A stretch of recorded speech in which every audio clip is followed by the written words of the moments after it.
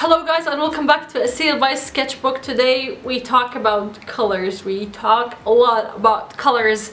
We're going to be talking about the basics of the color theory. We're going to be talking about the color groups, the color schemes, and also we'll pass by the psychology of color, but mainly we'll talk about how to mix and match colors in your interior design projects. And this is a topic that have been requested since a long time ago, but I'm just getting around to doing it. Before we get started with this video, let me know down below what is your favorite color. I'm intrigued, I'm interested. Let's first talk about the color theory. So for the color theory, we need to learn few of the main definitions. Let's start with hue. What is a hue? Hue is what is the color's name. So red, blue, orange, yellow, that's the hue. And when it comes to saturation, which is like a very important definition that you're going to learn, but it's basically the intensity of the color, of how bright it is and if it's moving to gray or not. And saturation is especially useful if you're like using Photoshop. Of course you've used saturation to gray out a part of the picture or like all of the picture. Even on the phone editing apps, I don't know if you've tried to gray out one of your pictures, but that is desaturating the picture and basically you're taking the colors to gray. And a color that is fully saturated is just like, it's a pure version of the hue, which is the color. Let's talk about the lightness. When we talk about the lightness of a color, it means how much white is added into that color or how much black is added into that color. That's where we get the tint and shade.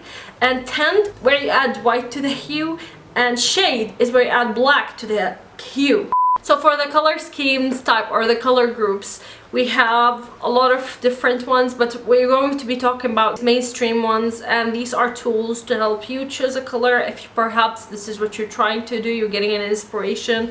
To get a better understanding about color groups, you can see that the primary colors are the red, yellow, and blue. These are the colors that we learned in kindergarten. And then we have the secondary colors, which are the mix of the primary colors. And then finally we have the tertiary colors, which are the mix between the primary and the secondary colors. All of those form the color wheel where the color groups originally live. And then now we're going to be talking about the color groups, the four main ones, starting with monotone, which means that we have the same hue but with different levels of the lightness. Then if we go to the complementary color scheme, it's just two colors that are opposite to each other in the color wheel. Then for the triadic, we have 3 points forming a triangle. You have different variations of this, but the most common one is the golden triangle. Finally, we have the analogous, which means that you have three of the colors that are next to each other. This also forms another color group. I'll leave down below a few links where you can see the full spectrum of the color scheme or color groups. To make it simple and easy for you, I found this website. It's called Palatone. I hope that I'm saying it correctly. You can see that there is like the multiple types of color schemes, but there's a lot of other websites as well that I'd like to introduce you to. There's this color scheme designer. As a student, this is what I used originally, and I find it a lot easier. So you can see the monochrome, the complement, which is like opposite to each other, triad, which is like a triangle on the color wheel, tetrad, which is like the four points on the color wheel that are opposite to each other. The analog one is when there's three colors right next to each other on the color wheel. Accented analog is also the three colors plus one color that is opposite to it. The last basic thing that we need to learn is the cool colors and the warm colors. So the warm colors are the colors that are warmer, like reds and oranges and yellows and even greens. By the way, you can turn any color into a warm color or a cool color by mixing it with other colors. And finally, the neutrals, which are like magical and incredible and amazing. The whites, the grays, the beige, and the black. Let's drive by psychology of color, because it's such an important thing that you have to understand that each color has an impact on your subconscious. So for example, if we think about the color red, it's like alertness, it's also bold, and that's why it's used for stop signs. So each color has its own psychological effect. And if you want to learn more, what I did is I prepared a downloadable for you, so you can check it out in my website. You can download it for free, so there's that. So how do we use the color schemes or the color groups? So deciding on the color scheme can be tricky, but if we start by choosing the style of the room or listening to the clients, understanding what style they want to go towards, we can definitely pick up a color scheme that will actually be in harmony with our style. As an example, if you choose something eclectic, then we are bound to have a little bit of more colorful space. If we choose bohemian, for example, which is in right now, then we are bound to have a little bit more neutrals and touches of color.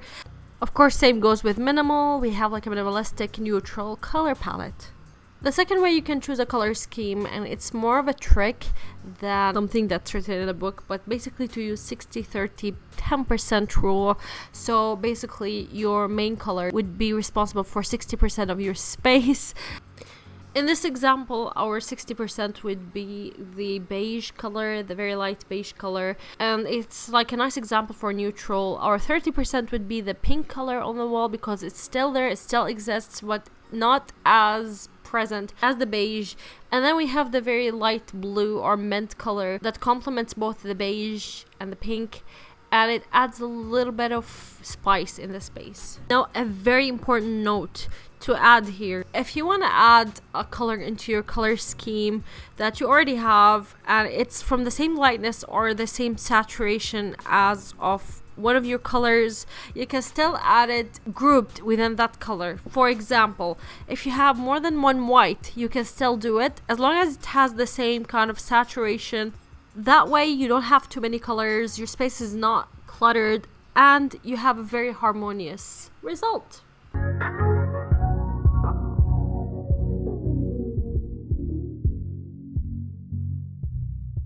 Similarly, if you pay special attention to the saturation lightness in your color palette, if you keep it within the same lightness and the same saturation, you create kind of a harmonious color scheme. While as if you want something more contrasting, then what you do is you clash it by having a more saturated color, mixing it with a desaturated color from the color wheel. Last point I want to emphasize on is that you might be tempted to choose a lot of colors, but honestly you don't need a lot of colors in the space, because naturally we're humans who have a lot of clutter, and it will already have a lot of colors within the space, and keeping a minimal color scheme gives out space for the human life, you know. Example, if you use a more minimalistic approach in the kitchen, you have all kind of spices that kind of give out the little accent colors, so you don't need to have colorful space unless that is your style. By the end of the day, if that's your style or that's your client's request, then you should go for it and stay authentic to who you are as a designer, because you know what is best for you. Now finally, how do I choose colors for projects that I'm working on? Finding inspiration usually comes to me from Pinterest or an online website, because I'm mostly browsing Pinterest every day. I have a lot of boards. If you want to go and check them out, I'll leave the link down below. But usually what I do is, first of all, I listen to the client, what they are looking at, and I do ask them about the colors that they prefer to look at. And this is my starting point. Are they more into bright colors? Are they more into pastels?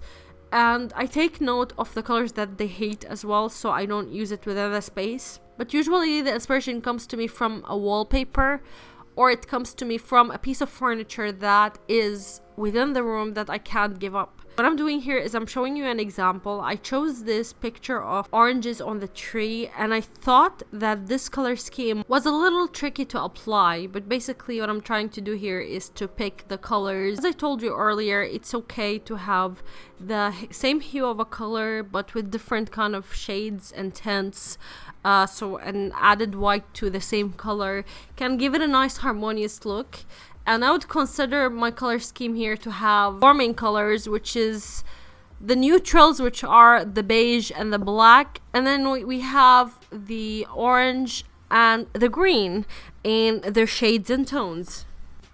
As you can see, for the proportions of the green against the orange, our main color is kind of this like nice dark and rich green, and that's why I chose this velvet sofa. I'm not exactly using the 60-30-10 rule, but what I'm trying to do is actually use how harmonious the colors are, use it into the space. So what I want to do is use this orange ottoman as my accent, this orange accent, just pulling it towards the space with this ottoman. And then I'm going to be adding the beige color as the background, which is like always nice. It's always nice to have a neutral color for the wall. Accessorizing with orange cushions as well, and orange accessories pulls it together, so it's like you don't only have 2 blocks of colors or 3 blocks of colors, but you also have those colors working together as a team with the accessories versus the furniture. Quick tip that I told you about already, but is to have an artwork that puts all of the colors in one place, just so you can have the cohesiveness of a color scheme. Thank you guys so much for watching. I really hope that you enjoyed this video. If you did, do not forget to give it a like. Don't forget to subscribe, hit the bell, you know, do all of the things that all YouTubers ask you to do.